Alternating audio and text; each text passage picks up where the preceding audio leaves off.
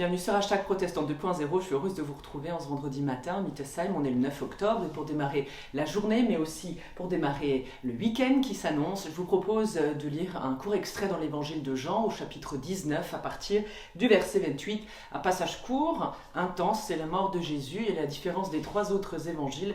Voici ce qu'il nous dit d'important. Après cela, comme Jésus savait que maintenant tout était achevé, il dit pour accomplir le texte des Écritures, j'ai soif.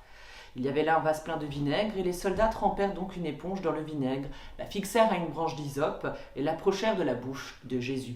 Jésus prit le vinaigre, puis il dit « Tout est achevé ». Alors il baissa la tête et mourut. Ici, tout est achevé, et on peut le dire, Jésus, à la différence des trois autres évangiles, n'est jamais montré avec de la souffrance, ni même dans la faiblesse, dans la douleur, ou encore même dans la plainte, ou comme étant quelqu'un qui a des sentiments comme celui d'être abandonné par son Père. Le but ici n'est pas de provoquer justement de la révolte par une injustice, celle de cette situation où un innocent est sacrifié, ou de nous faire éprouver de la pitié. Jésus, ici, consent librement à cette mort qui lui est destinée sur la croix. C'est là que tout d'ailleurs va se jouer, c'est là que Jean a son point culminant dans cet évangile. C'est là que Jésus se dévoile comme étant pas seulement un être humain, mais comme aussi le Fils de Dieu pleinement. Il est élevé sur la croix comme un roi et monté sur un trône.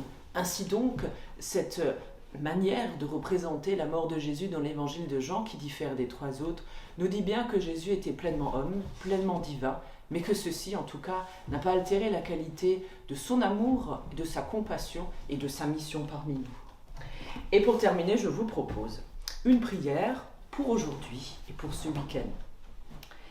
Seigneur, aujourd'hui, je veux te prier de me désarmer de la volonté d'avoir toujours raison, de me justifier en disqualifiant les autres.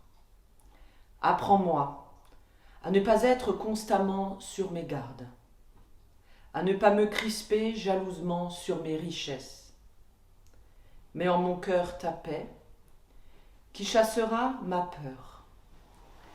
Apprends-moi à accueillir, à partager, à ne pas particulièrement tenir à mes idées, à mes projets, et surtout si l'on me présente de bon, de les accepter toujours sans regret, que tout ce qui est bon, vrai et réel soit toujours pour moi le meilleur. Amen. Je vous souhaite un très bon début du week-end, dans la paix de Dieu et dans la joie aussi. Et je vous donne rendez-vous demain matin pour la prière du petit-déj. Et sinon, on se retrouve dimanche pour un temps de célébration de culte live en vidéo. Et bien d'ici là, portez-vous bien.